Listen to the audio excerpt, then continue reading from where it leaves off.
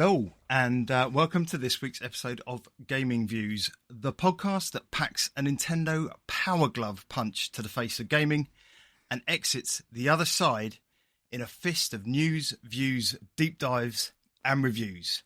For this episode, I'm your host, Dan H., and as ever, I'm joined by my co-host, the incomparable Dan P. Dan, what's cracking? What's going on?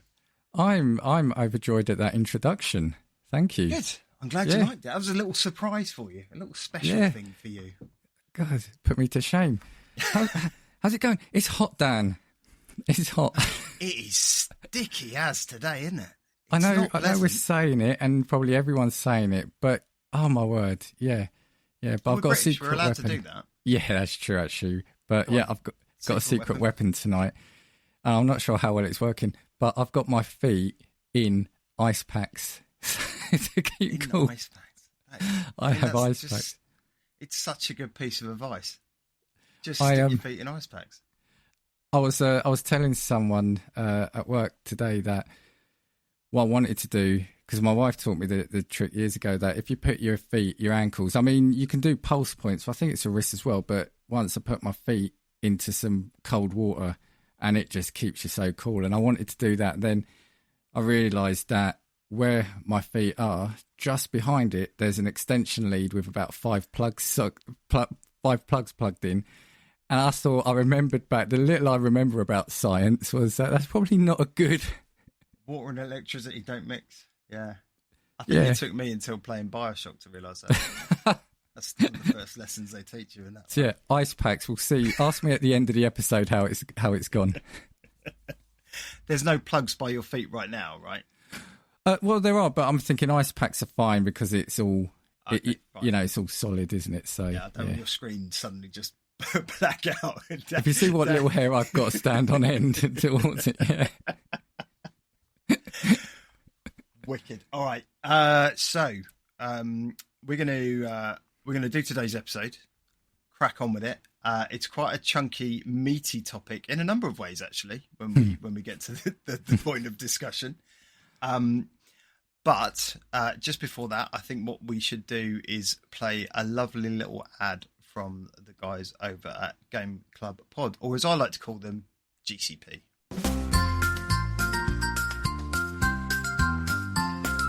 Welcome to my friendly Game Club, where everyone is welcome. The podcast where we share, we play, we run and sing. No, we don't run, but we do sing. Hey kids, are you looking for a new favourite fortnightly video game review podcast? Then boy howdy have we got the show for you. We take a different game every 2 weeks and we review them just like a book club. You can find us on all good podcasting platforms. And some of the sketchy ones too. Simply search for the Game Club podcast and join the club today. They are so jolly, aren't they? They are so jolly. Well, they are, except for Joe. But that's okay. That's his demeanour, I think. I have to admit, I love those guys. I was, just very quickly, I'll stop blowing smoke up in a minute, but I was listening yesterday to their Baldur's Gate episode on the train home, which is quite a lengthy episode, but does such a good job of surmising that game and in a very humorous, funny way. So if you get a chance, check that out because it is a cracking episode and nearly as long as they played for, I think. So well done. Well done, guys, and girl, because I think Paige was there as well. All right, so shall we shimmy on to today's topic, which is meaty and chunky, mainly because we're doing a deep dive on the beefy boy that is the original Xbox. And my word, what a chunky piece of kit, right? I mean, the name is right there, isn't it? Xbox. I mean, it was just ridiculous. Yeah, I don't know if you can ask this. I'd never had one, and I only knew one friend that did. But when I went there, I thought, my word, it was like a suitcase, wasn't it? Yeah. I mean, I think you probably could have cut a door and lived in it. I mean, it was a big. And the weird thing is, I was earlier today in preparation. I was watching the reveal that Bill Gates did. And it doesn't actually look on stage. And he's a wee man, right? He's not a big lad. And The Rock was there, obviously, and he is a big lad, or not. Well, he's bigger now than he was then, I think, but that's what steroids will do, apparently, allegedly. Allegedly, so I have to say that. The lawyers will get in touch. But it didn't look that big, but I do remember it being a massively chunky piece of kit. So, but that's not what we're here to talk about, the size of it, because it was an absolute powerhouse. So, and I know we've both been deep diving and doing a bit of research. I had one. I got mine at about the same time the Xbox Live launch, so I was kind of a year late to the party with it, and it was a wonderful gift from my now wife for my birthday, actually, which was just the nicest thing she's ever bought me, actually. Hopefully she doesn't listen to this podcast, because obviously we've had kids, but it was an absolutely wonderful gift, and I've got many lovely memories of sitting playing couch co-op and playing online with people and having LAN parties and things. So, I love the Xbox, I love the PlayStation, but I was much later to that party, as we discussed on a previous episode. But the Xbox was, I think, my home of gaming. So let's just talk a little bit about that kind of period of time. So this is 2001. So the Xbox launched November the 15th, 2001 in North America. And this was the time when you had the PS2, which was, probably one of the best-selling consoles ever. A mad thing, right? I mean, we discussed the PlayStation, the original one, a few weeks ago. But, when this came out, especially because of, I think, GTA 3, right? That made it, that was a console seller. And, the PS2 was just immense, wasn't it? Yeah, I mean, but look, it put it into perspective. By the time the Xbox had got its shoes on, the PS2 was several times around the world, having sold 19.57 million units, and that was as of September of that year. So that was even, that by November time, it would have been even more. You had Nintendo nipping at everyone's heels with the GameCube, which was their first foray into a disc-based console after the N64. And again, a lovely piece of kit, but Nintendo doing what they do very well, which is that kind of innovation and, Mario and all those kind of games that they do so well. And then hot off the heels of the kind of failure of the Dreamcast, failure to launch. It's a rom-com, I think. Yeah, it is. Yeah. Sandra Bullock. But no. I don't know. I don't watch if only we were a film podcast, we'd know that, right? We'll get on to the guys at the film. We'll get on to them and find out. So would they have reviewed failure to launch? I'm not sure they would have. Maybe. But yeah, so the Dreamcast failure, which was pretty catastrophic for Sega, and saw them actually drop out of the entire market. Right? I mean, they kind of went, yeah. I'm done. I'm leaving. I'm getting my shit and I'm going. Taking my ball. I'm taking my ball and I'm going home. So it was a weird time to choose to launch a console, particularly one that many people have described as a PC in a box, right?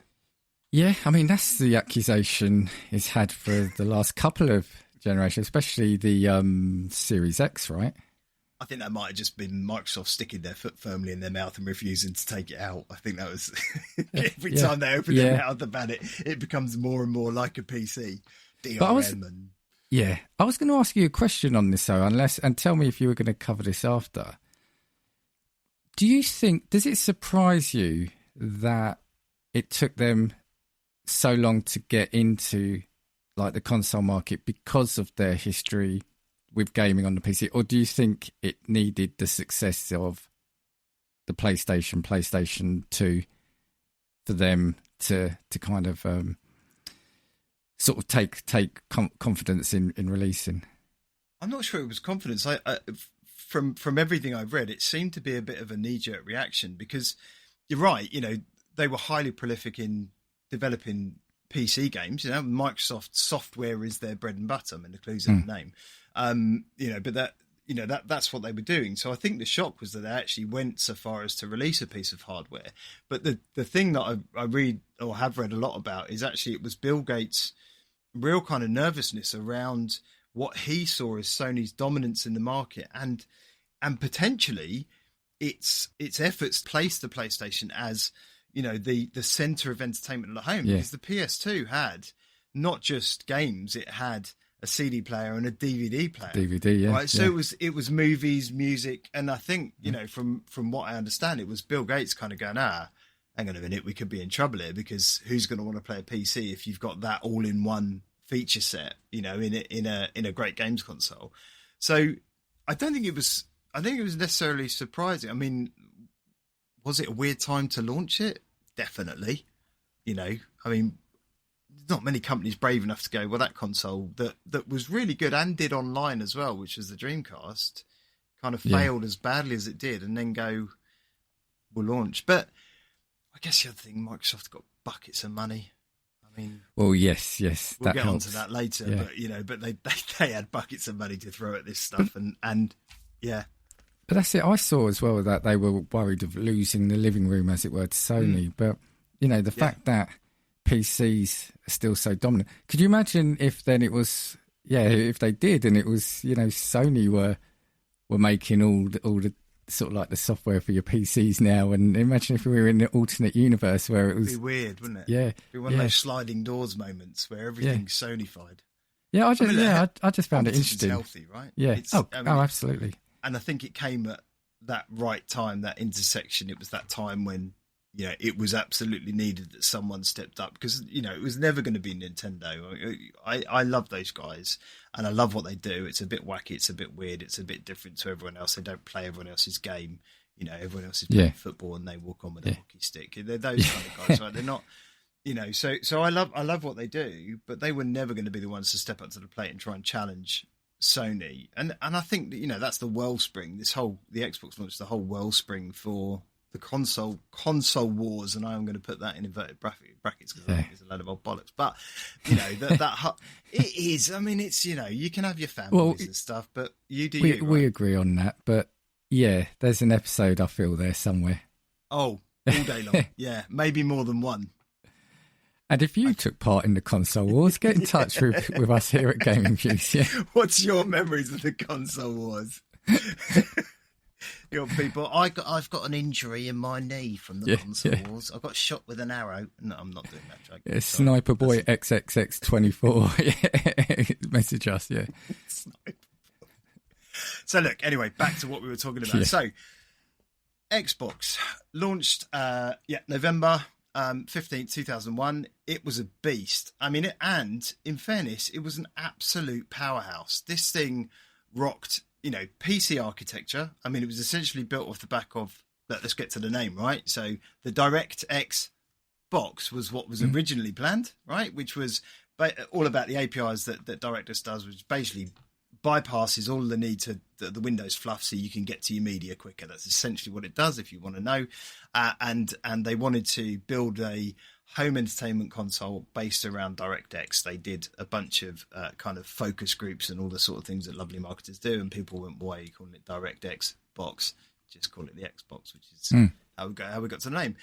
But this thing was a powerhouse, right? So this is running a 733 hertz P3, a Pentium 3, right? Which was standard PC detail at that time. Look, we're not techie geeky nerds. I am in my job, but I'm not on here generally. But that was a, you know, Intel, Pentium. Everyone associates that with Windows, right? Because that was the deal they had back then. Nvidia as its graphics chip, which is really interesting because, you know, we've just seen just this week, you know, Microsoft and the Xbox team commit to AMD as their future GPU architecture. Yeah. So it's a really interesting that back in the day, Nvidia, right, and they were powering the graphics that the Xbox housed. 64 mega RAM, which was unheard of at that time, and the first console with a built-in hard drive, LAN port, you know, all of these things. First one to be able to do HD TV, which was in its infancy in those days. So all of these things, and that's not to mention what came later with Xbox Live and all the cool stuff they innovated on and did then.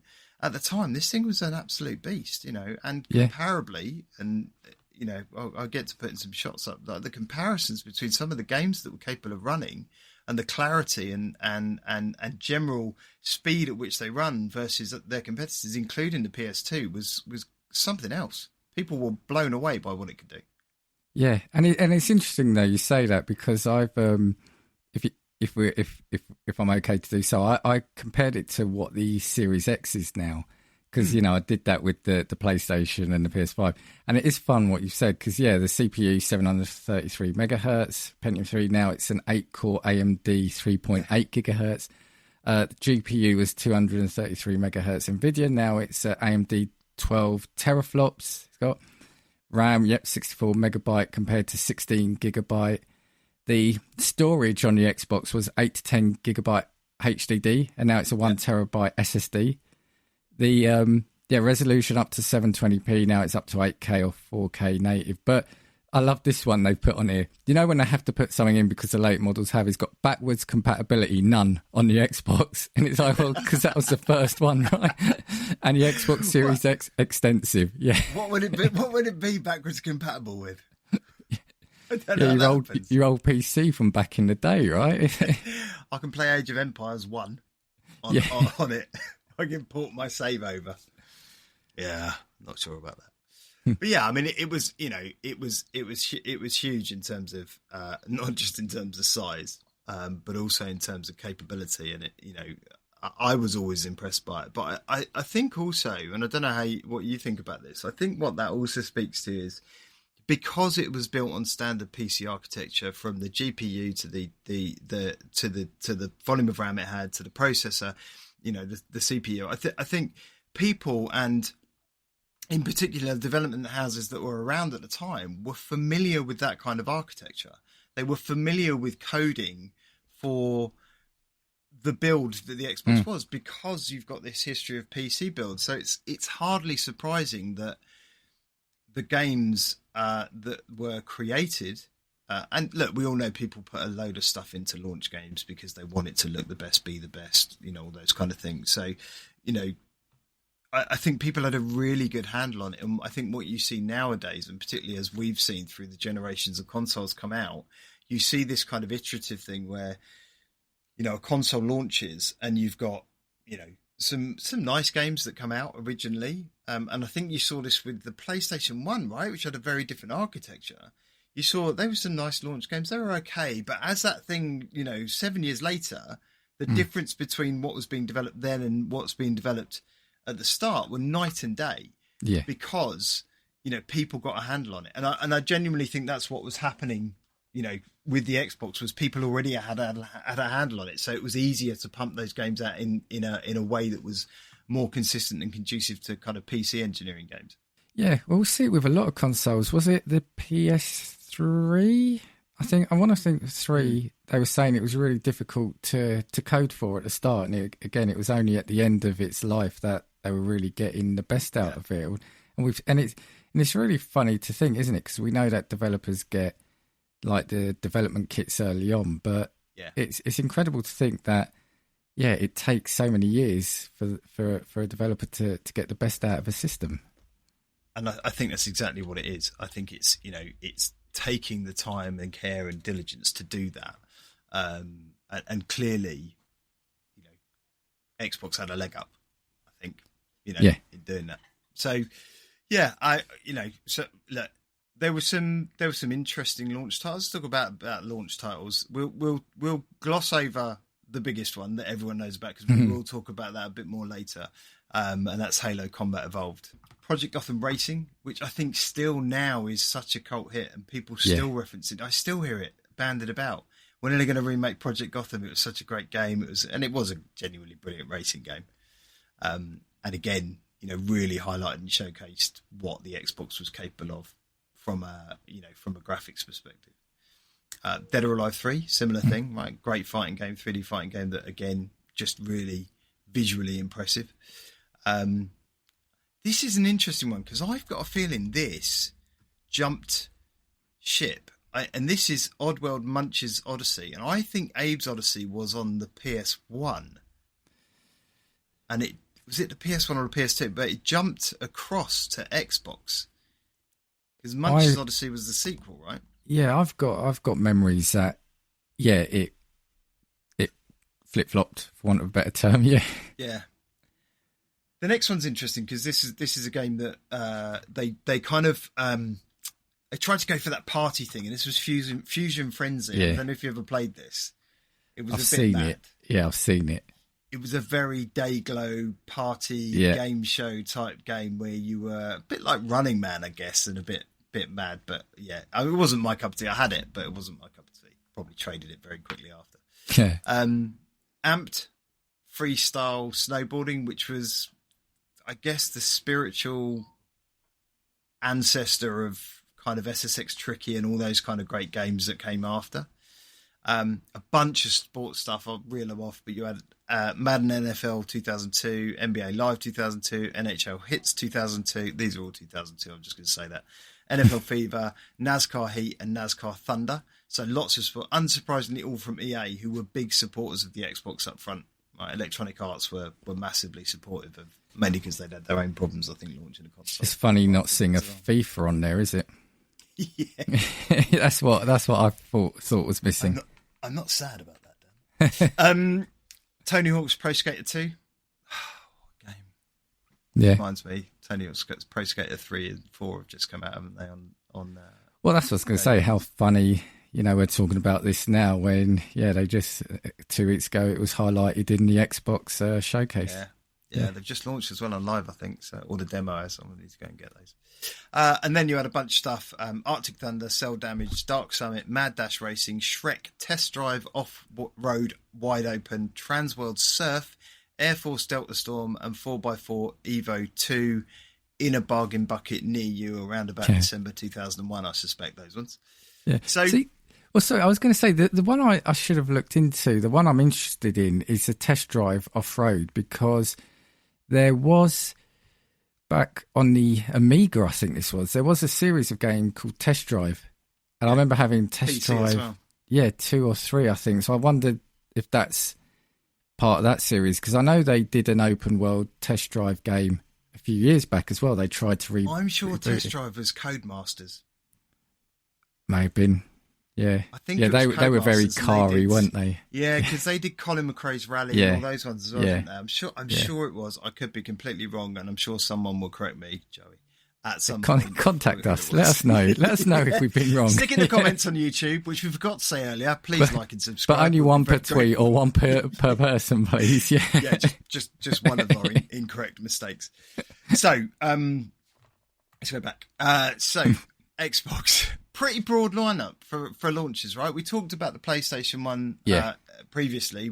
And that's kind of the closest comparison point in terms of a brand new console to the market and a brand new starting console, not like Nintendo, which had heritage. So, actually, in terms of the quantity and quite possibly quality of launch games, much better than the PlayStation when they came in. Much more recognizable titles, much more, when you mention those things to people, they're like, oh God, I remember that. Yeah, that was great. And, if you talk to some people about the PlayStation ones, it was like, Yeah, something for everyone as well, wasn't it? Shooter, sports games, so. Platformer, etc. Yeah, and party games, which are it's a weird phase for Xbox to go through. Yeah. But all that being said, wasn't a massively successful console, which is where they throw money at something happens, right? Because this thing cost over $400 to create, to make, from a factory perspective, but actually sold. So it was $425 to create, and sold for $299.99. So they were making a $125 loss on every single Xbox. And they sold 24 million of these in its lifetime. That's a lot of loss. But they've always said that, haven't they? That's the thing. They've completely upfront. And do you think ultimately the long game has played off? Because now we are moving into Xbox as a service, ultimately, aren't we? And this is an Xbox. Yeah. And this is Batman, not an Xbox. But Bruce Wayne. Yeah, sorry. But yeah, so they've really played the long game. But I think now is where that potentially is going to reap dividends, right? I think, yeah. I mean, if you're talking the long game, it's the very long game, right? It's 24 years, but 24 years, arguably well spent building a service in Game Pass and Xbox Live that, look, everything is a subscription now. We've said this before, and they are reaping the rewards of that. I mean, it's just huge, and it's only getting bigger day by day. It's on your console, it's on your Xbox. It's on your Xbox console, it's on your PC, it's on your phone. It's very soon coming to a handheld near you. It wouldn't surprise me if in the next maybe 2 to 3 years there's some sort of deal with Nintendo. I'm surprised we've not seen it yet. Right. I can you can see it coming, and potentially with PlayStation, with Sony, right? I mean, the more Microsoft move out of this in a smart, sensible way, not a Sega way, and kind of go, I know they've talked about their hardware and their architecture being AMD for the next generation of consoles, which was another interesting point, not just console, it was consoles. So that puts squarely in the handheld space.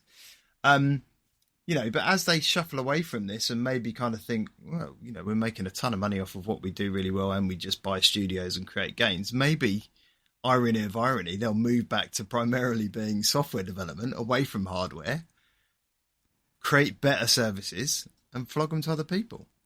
Well, that's it. And it's something I know we've spoken about, where I've said to you, everyone goes on about how the Xbox One launch was disastrous, right?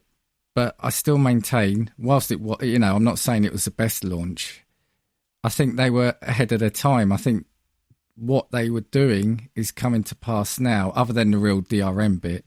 But it was just, we weren't ready for digital only, etc. It being a media hub. Now everything, all consoles pretty much are the centre of your living room, right? And totally just weren't ready. And I think that's maybe where credit goes to Microsoft, is they do seem to want to be on that forefront of what happens next. That bleeding edge, that that's not Apple, or and what Apple do or Google. It's very much in the home space, in the the more focused on the gamer or the user, rather than whatever Johnny Ive used to come up with or make it look pretty. It's more about that. And I still lament the loss of that HDMI import on my Series X, right? Because I've said this to you before. Yeah. I love that. I genuinely love that, because, all right, it's not that much hassle for me to have to get my amp to switch between console. Went in for that. I remember coming round to your house. Yeah. And I was super excited. Look, I can watch my Skybox through my Xbox. Yeah. It was, that was a revelation for me. But apparently, no, people don't want it.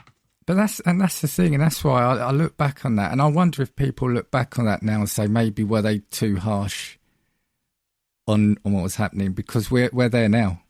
I think they're too busy watching whatever they're watching while scrolling on their phones. I mean, multiple screens is just the thing now, isn't it? It's like you sit there and you're half watching something while scrolling. They're too busy watching gaming views. Yeah, I mean, we're going to really speak about it. Talk like old men if we just carry on down this path, to be honest. Oh my God, I can't believe people do that these days. I'll tell you what, I'll give you points if you can tell me which show they launched the original Xbox at, and I know it was The Rock and Bill Gates, the weirdest double act I've ever seen.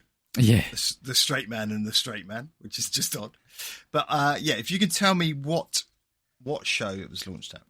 I want to say WWE SmackDown because of The Rock being involved, but no. What show? Was it E3? It wasn't. That was my original thought. Okay. But it was actually, and this is, I think it speaks to the time, and it wouldn't happen now. It was actually CES in Vegas. Okay. That was. So it was a consumer electronics show, which is your kind of January early lead-in show now that everyone, that all the mobile is mainly mobile focused. There are a few lighting companies and things and smart tech companies that show up there. But Microsoft there launching an Xbox, the Xbox originally. Yeah. So no points for you. Sorry, mate. Boo. So we talked financial challenges. So the cost, that was quite prohibitive, I think, but Microsoft seemed to come through it okay. I wonder why. It's almost like they had deep pockets. that wasn't the only challenge they faced, though, during this, right? So the Japanese market for them was, and I think still is, almost uncrackable, right? I mean, the home of the PlayStation, the home of Sony and Nintendo, a US company trying to get in and crack into that market was always going to be hard.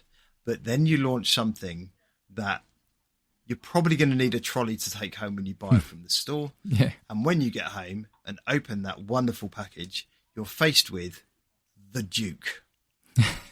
I mean, the name again, right?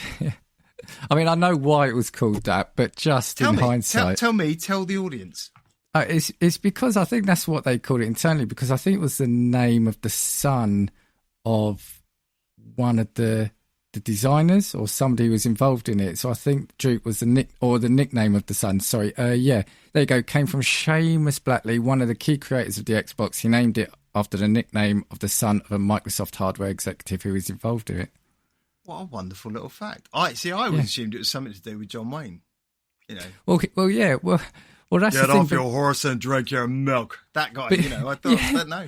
But that's it. Well, I've got comments here, like feedback on it, and I think you're inviting it when you call it something like the Duke. It was overbuilt, muscular, or a tank. People were calling it. It was massive. I mean, because I had one in the Xbox, and I bought an S, which is another interesting point. The calling your next controller the S, and then that lineage down to the Series S. And I wonder if S just meant small. Maybe, right? Yeah. Because the Xbox Series S is essentially just a smaller Xbox. Yeah. I don't know. But that controller is peak controller for me. That's the pinnacle of design. Not that one, but how they've iterated on it. I prefer that. I love playing on a PlayStation, but I prefer that. I prefer way over this kind of design. I think is just a beautiful piece of design. I think it's just such a lovely controller to hold. It's got the right weight, the right feel. I think it fits most people's hands.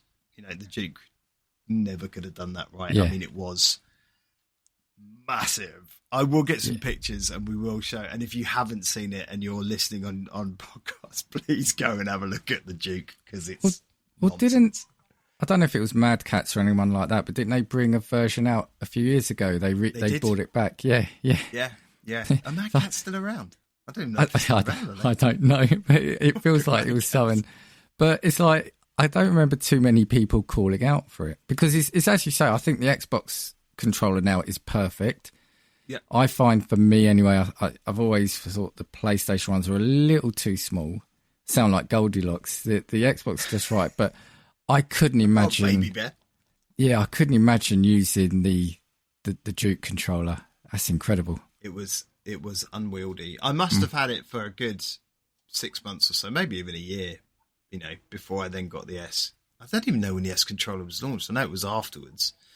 It might have even been out when I got it, because I said I got mine in 2002. So, but yeah, it was a chonky boy, and that is what it is. But these are the days of wired controllers, right? Still, we're talking. You had your lovely cable wire, Nick cable wire going into the Xbox, the red, black and green, I think it was, cable. But they were quite long, the cables. Yeah. This is fascinating insight for people. Quite a long cable to lay to sit on the sofa and play your Xbox. Other issues with the Xbox. So we talked about Japanese market. Obviously, they weren't massively into first-person shooters, which is kind of one of the biggest selling points, I think, of the Xbox at the time.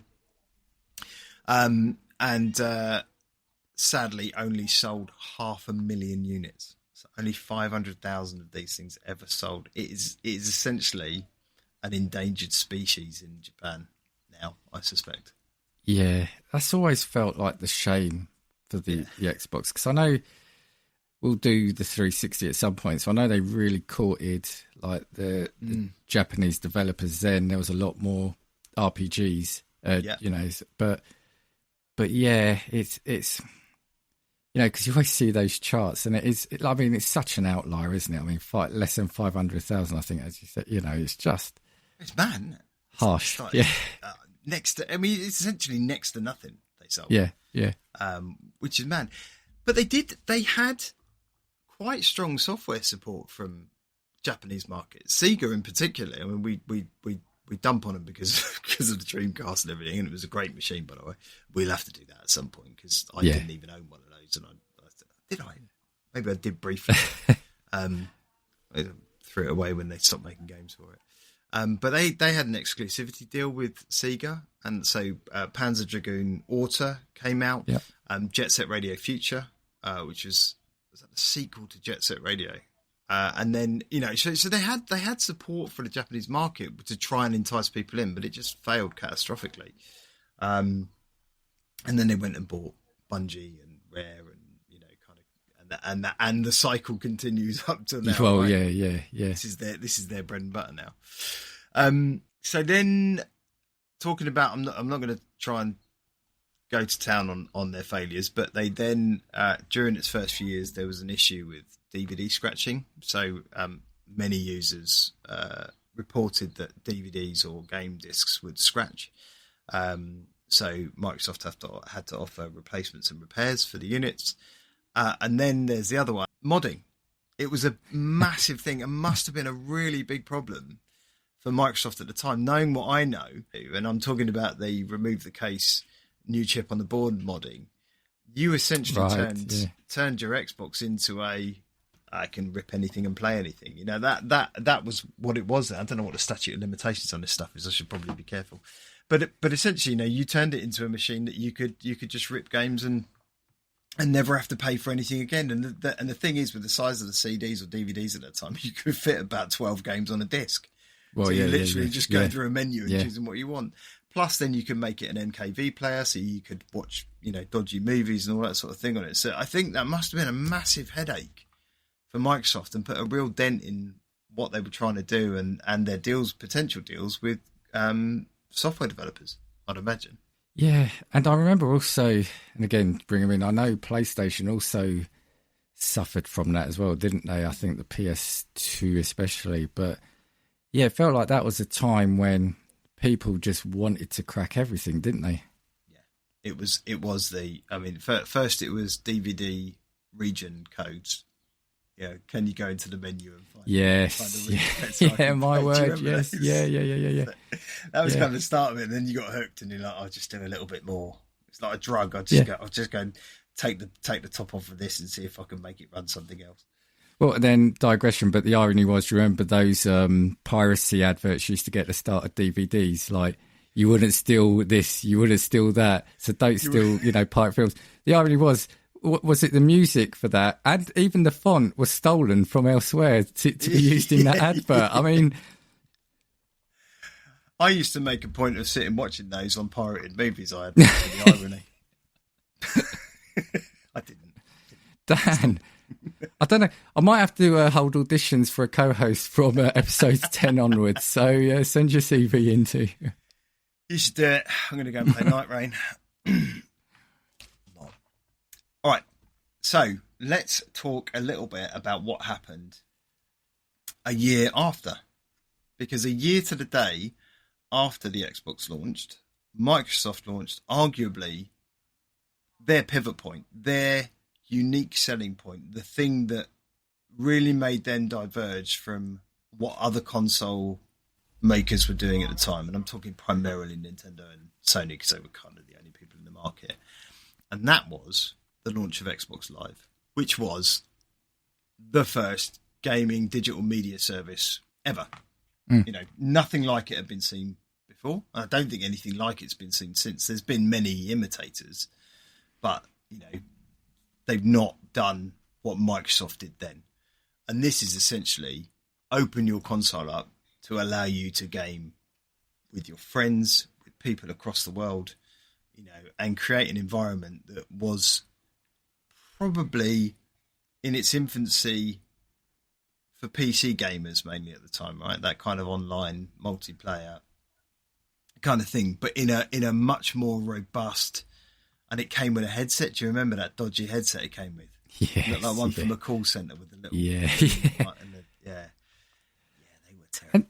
And it plugged into your controller. Yeah, I was going to say I guess, as you said, it makes sense that they introduced it, with their heritage. But it kind of, when you look back on it, it's astonishing that it wasn't the PlayStation that brought this or broke this to market, isn't it? Because of their dominance. Yeah.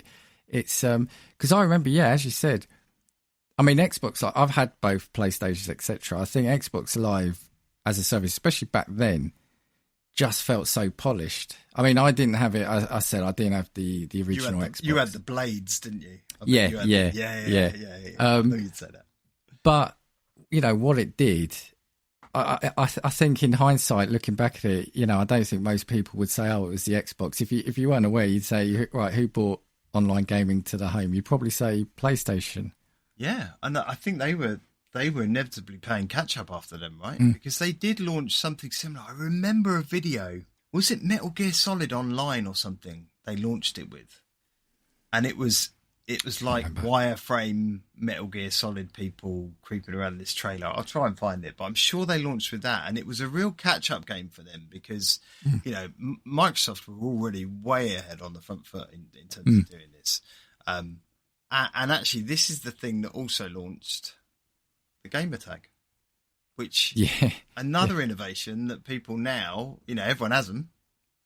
Spandex Lazarus, by the way. Everyone has them, and they use them prolifically across all the platforms that they have. I don't think I've changed my name in forever. Well, you used to have to pay for that, didn't you? Yeah, you used to have to pay to change your name. I mean, let's monetize everything, right? I mean, that's why, so mine, you said your game tag, mine's, I want to say Polkey. That's what it was supposed to be. But the thing was, when I was setting up my Xbox account, I thought that was just like a nickname for the account itself, like the setup. So when I was going on, all the, especially the Americans I was logging in and they were like calling me Pulsey, Pulsey. It's like, it was only my friends who I were online with would then start laughing and say that. But and then I wasn't going to pay like £8 or whatever to change it. I didn't even choose mine. I typed in because on in D&D and things like that, I'd always called myself Lazarus, mainly because I died a lot and had to be reborn or resurrected. So I always called. I'm not religious. That was nothing to do with religion. I just thought, got the nickname Lazarus. I typed it into Xbox, and it was one of those things. Sorry, that name's already taken. Here's the next best thing, and it was Spandex Lazarus, and I just went, I really like that. I'm going to have it. So there's probably, if it happened now, there'd probably be a website saying, what should my Xbox gamer tag be or something. You just put it in, suggest it for me. ChatGPT, isn't it? That's what it is. That's what AI is for, Dan. Define my gamer tag based on my profile. Oh dear! I don't want to know. Are they allowed to swear? Because I don't want to know it would come up for my name. Anyway, so that's what I was going to say. That's the other thing that online bought, wasn't it? It was loads of people like 12-year-olds swearing at you because of your COD teabagging and skills. Swearing. That was the summation of it. It's a way to put you in your place, isn't it? God, I hate 12-year-old gamers. They don't listen to our podcast. We're way too old, Dan. We ain't got anything on TikTok or Snapchat.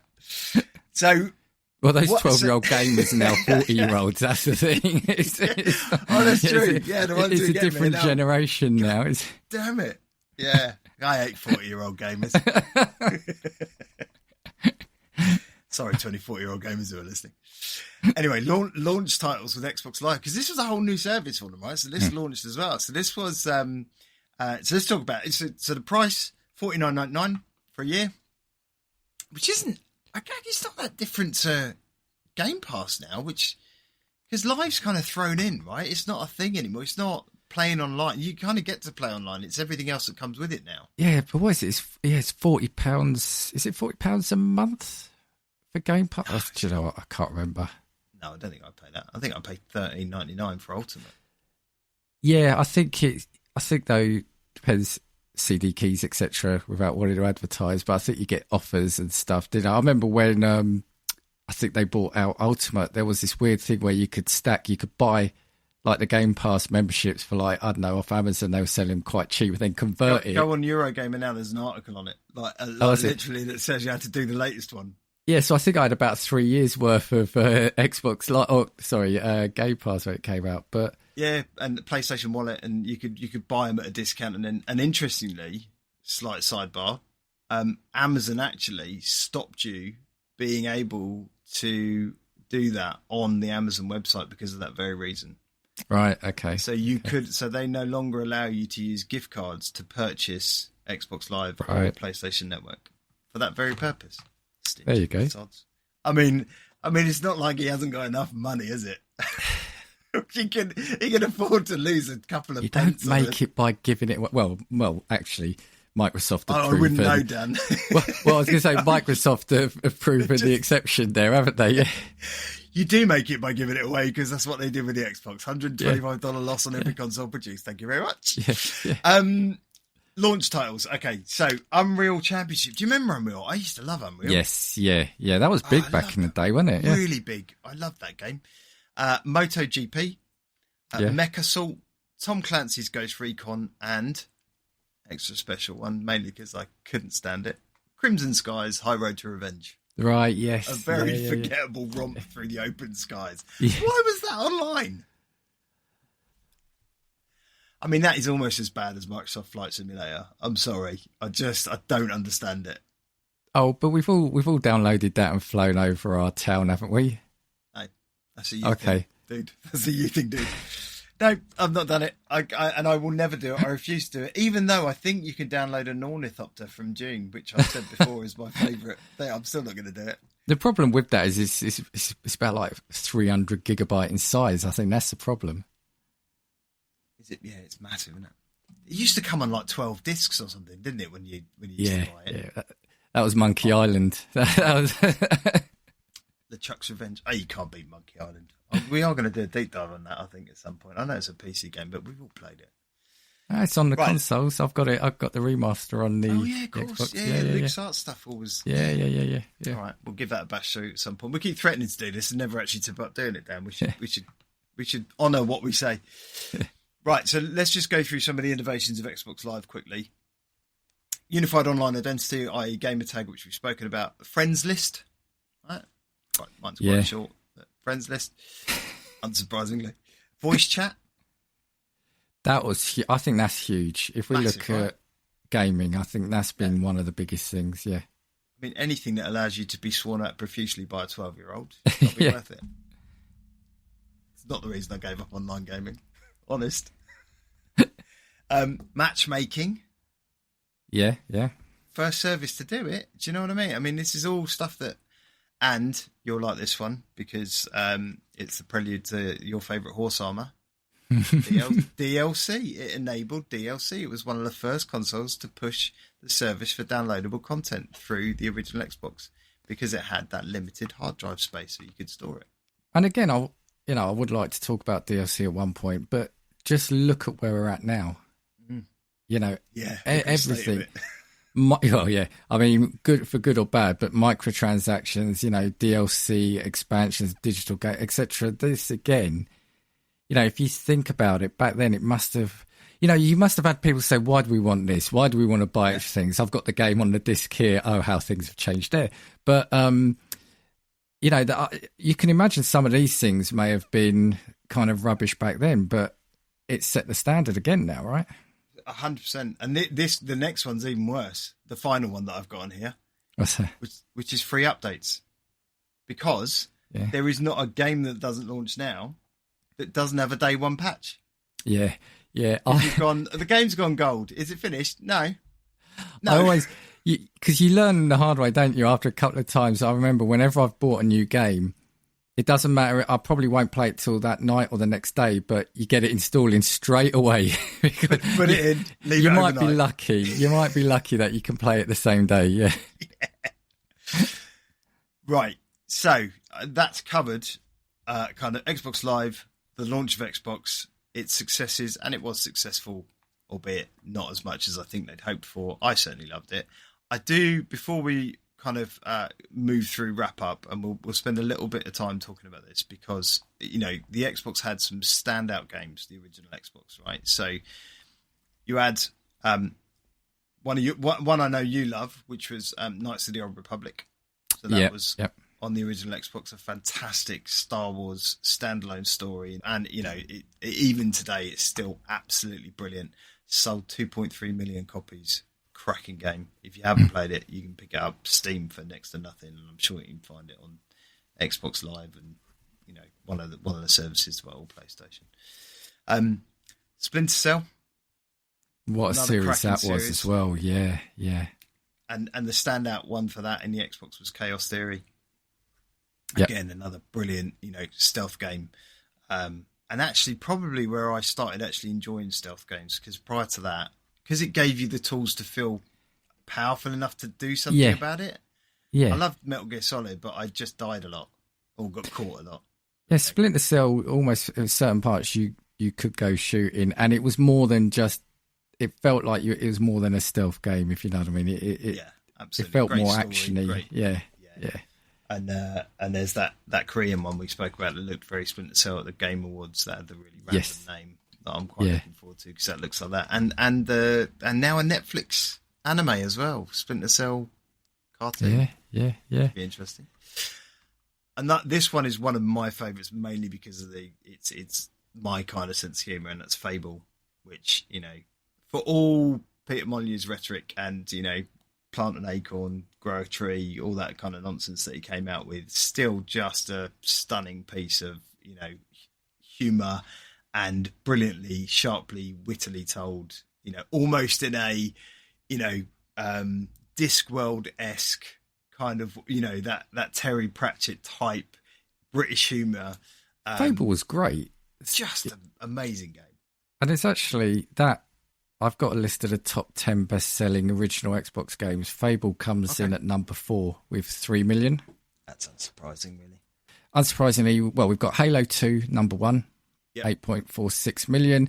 Halo Combat Evolved, 6.3. Splinter Cell, as you said, 3.02.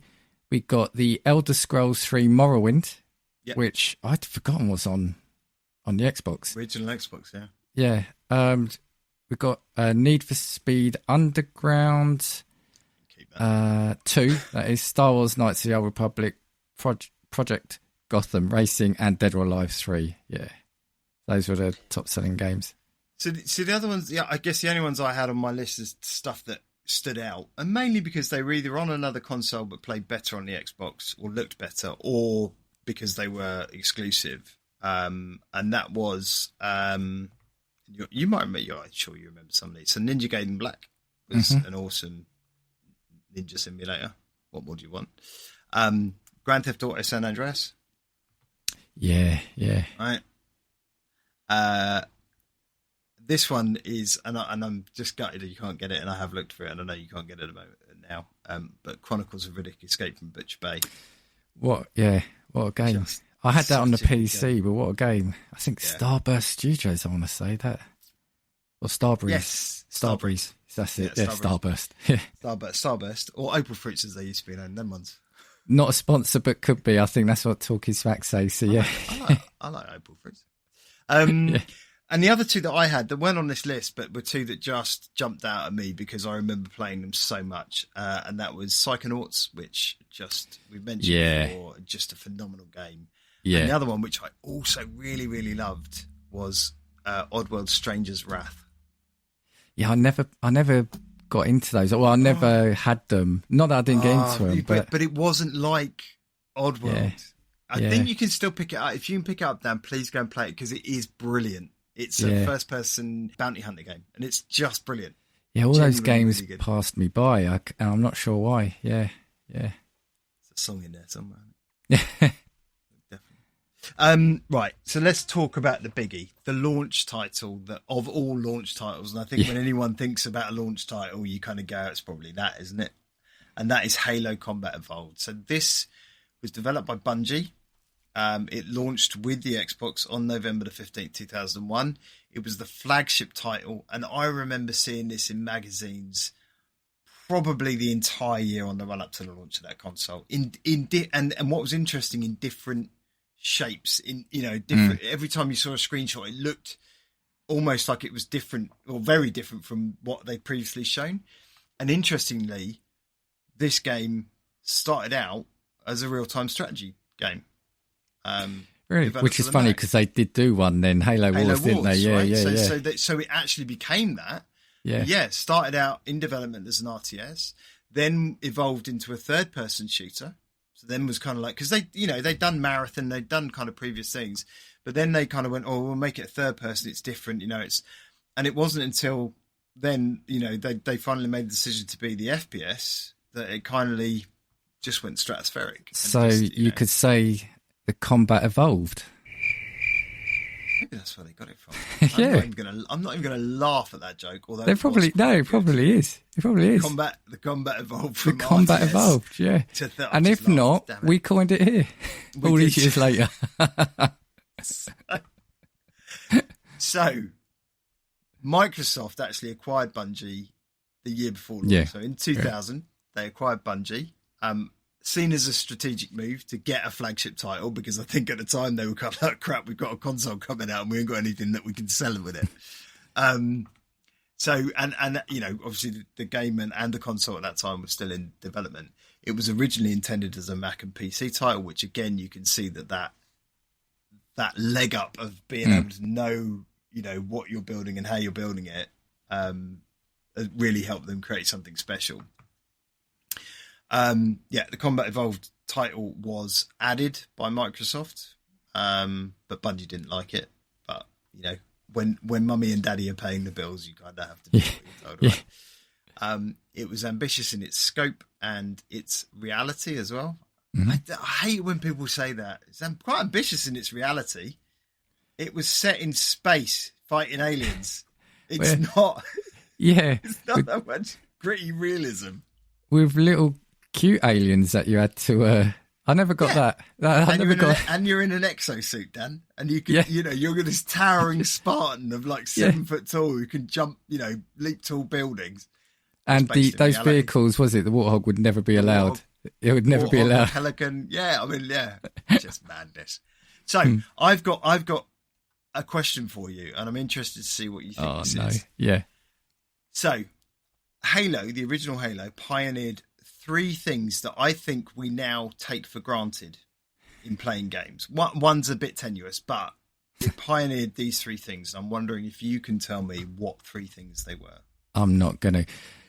I feel like I want to say one is like, is it like customization, like player? No? Okay.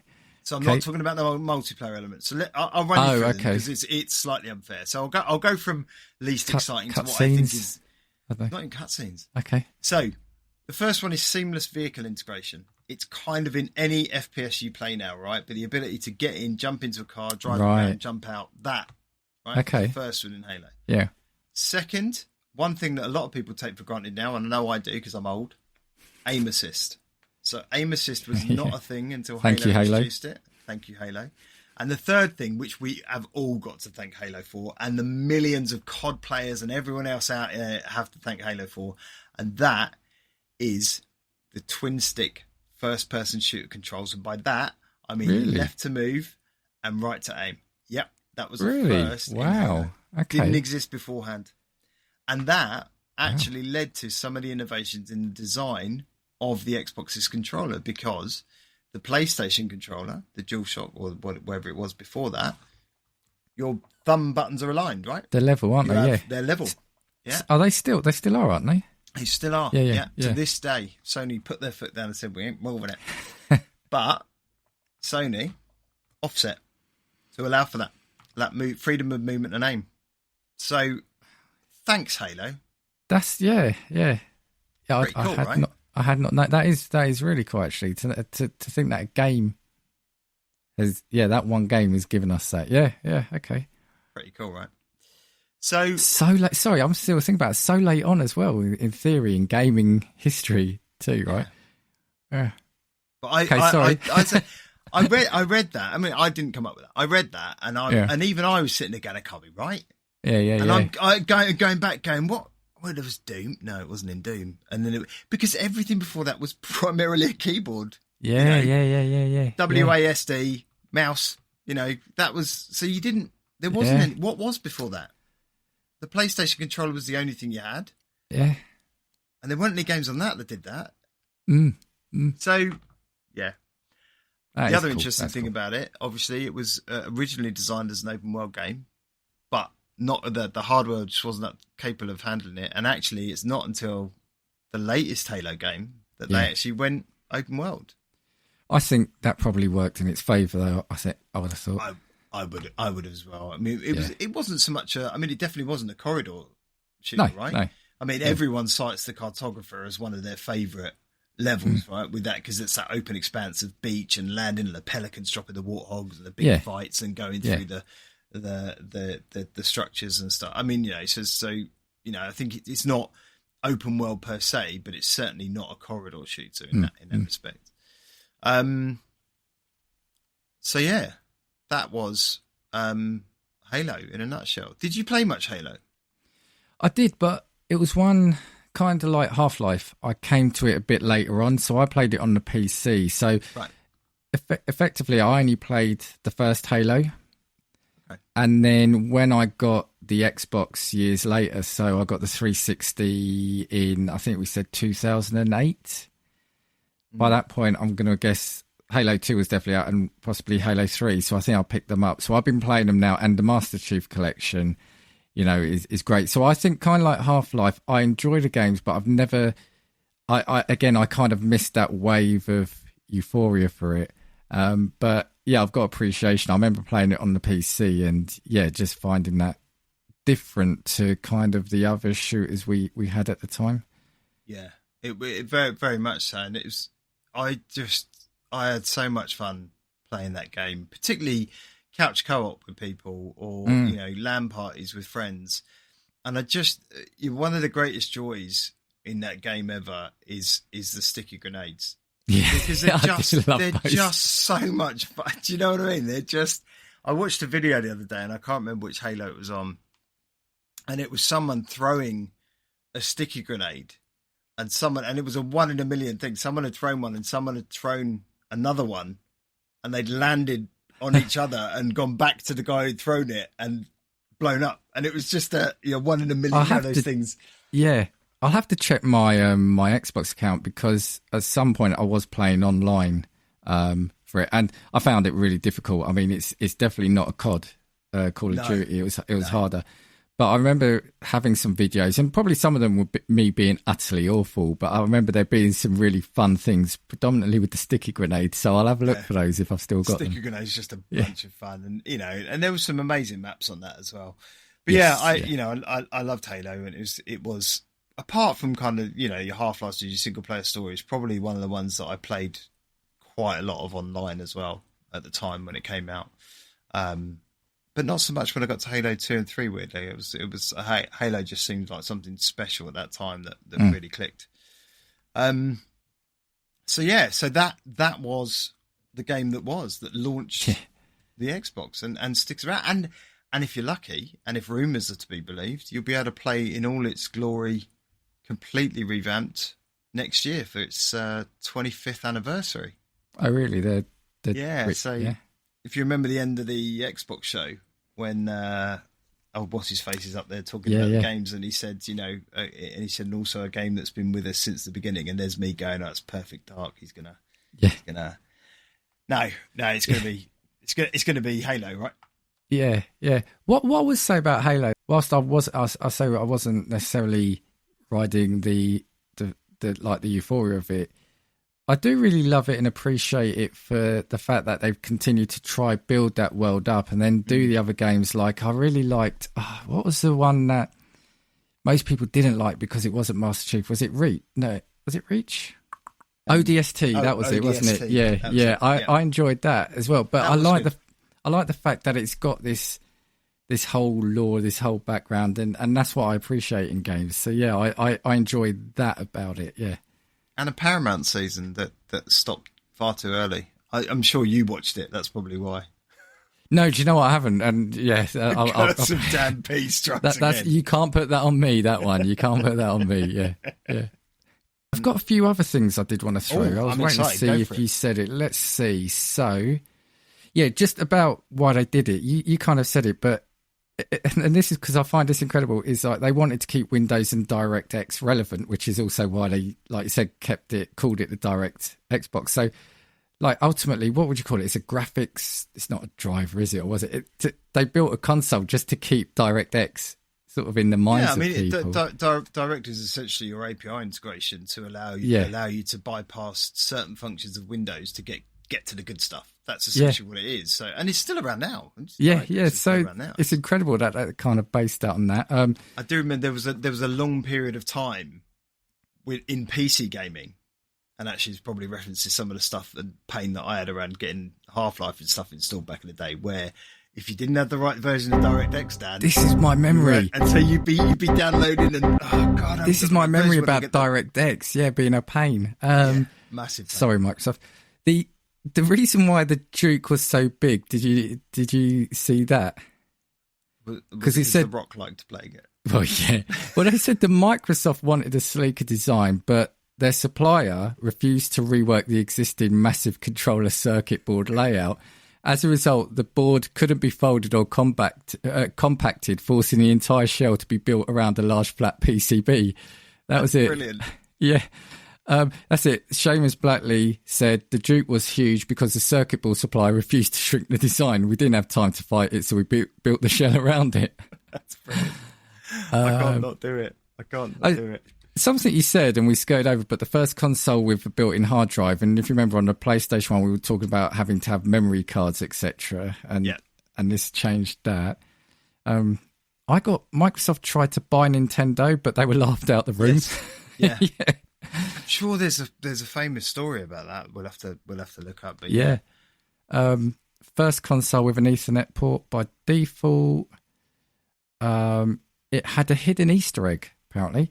In 2021, a hidden 20-year-old Easter egg was discovered on the dashboard. It required entering a special name when saving a soundtrack, and it displayed a developer credit screen. Good job. All right. Well, look. We love the Xbox. You should definitely love the Xbox, even if you're a PlayStation fan. There are no console wars in this house. Definitely. People. Definitely. You do you. So yeah, look, it's not as iconic as the original PlayStation, right? It was a follow-up, absolutely, but it was an absolute beast. It was the thing I think I'd said to you before, it got me into console gaming. You know, because it was after that and getting a PS2 that I then went back and got a PlayStation. So, you know, for me, this was my doorway. This was my gateway drug into console gaming. Yeah, and we should appreciate what it did, right? Yeah, absolutely. You know, that's the key thing. And particularly for you, right? I mean, you are primarily an Xbox gamer now. That's, you know, I know it wasn't that specific console that got you into there. But you are, you know, that DNA is all the way through into your kind of gaming habits now. God, Definitely. Druggies. We're not druggies. We're not inherent. It's very Moorish. It's the same. It's very Moorish, but it's not the same. So you know, and I primarily play on my Xbox most of the time. Although Switch 2's taken out a bit of time recently. Go out, play it. If you can pick one up for cheap, don't bother. They're really heavy. And probably take a lot of power as well to play these days. But just go play games. That's what we're saying. Yeah, I mean you can pick up probably most of the games from the original one on Game Pass. So go do that instead. Right, we're going to be doing a few other things soon, aren't we, Dan? You and I. Can't wait. That doesn't mean we're not splitting up. We're going to be doing some other things associated with what we're doing here, is what I should say. We had creative differences already. 8 episodes in. Yeah. Yes, we will. We'll be talking more about that at a later date. But look out for that. We'll be doing some little additions for people and some little things, which would be good. Any shout outs for you today, Dan? There's one, but there's a couple of other things I want to say. One, I picked up halfway through. I don't know how much of the video of my background is going to be seen, but I realised. Oh no, it's the right way round. The picture on that album's sideways. I thought I had the Ash album. Can you see it was upside down? But it's just, I think I have got it sideways. But you have got it sideways because the BBC section should be the Yeah. Oh, yeah, it's the right way around. I rushed to get that done, could you tell? And I've got the writing the right way around, but halfway around I thought, why are those people sideways? I'm more interested in the one we're going to have to do a whole another one on this, because that's De La Soul 3 Feet High and Rising, which is one of my all-time favourite records. And then you've got one of my other favourite records, which is The Invisible Band by Travis, I Can See. Yeah. Have you got, is that What's the Story, Morning Glory down there as well? Yep, at the bottom, yeah. And then, I don't know that one in the top left. This is a new game we haven't played. I think that's, well, actually, let's see if anyone watching can guess it. Well, okay, I'll tell you off. You can tell me when we're finished, off air. I'm not going to listen again. So there's that. I also want to find, following on from the collector's editions, I found the only other thing that we've got, and it was my Call of Duty notebook, which ultimately is my wife's kept it because she liked it, because it was like a little diary of a soldier, but had some really cool things, like, you got a photo of the team. But then what COD game was that? Was that Modern Warfare? Or was that? I can't remember. It's not now. a Black Ops thing, because you're not going to carry a notebook around with you if you're doing Black Ops, are you? Well, yeah, but like another little photo of the team, but also a cool little fake matchbook. Oh wow! Yeah, that is pretty cool. All right, I'll give you its props. That is, I'm down on collector's editions, so that's pretty cool. But the question that everyone wants to know, Dan, is was your earbud with it? What, the the missing earbud? Oh, was it with the? No, it wasn't there. No, damn it! Okay. You keep bringing it back. No, no. All I was saying, a shout out to Talking Smack. So, if timing's right, I've worked this out. Tomorrow, their episode's released, and they've invited me on to talk about Expedition 33. So, yep, Dan's going solo. It's already happening, people. You see, actually, if I'd have said that first after what you said, then it would have made it look true. But I'm not offended. Don't worry about it. It's fine. I didn't play the game much, so I haven't got much to say. It was very French. There you go. But that would help. And hi to Game Club Pod. Love you guys. And hi to Luke again. And thanks for all the comments. Yeah, very much appreciated. We do love them. Keep them coming. And that's it for now. So without further ado, I will say my goodbyes, and thank you very much, Dan, for entertaining me as we talked about Xbox. And we'll be back next week with another super cool episode of Gaming Views.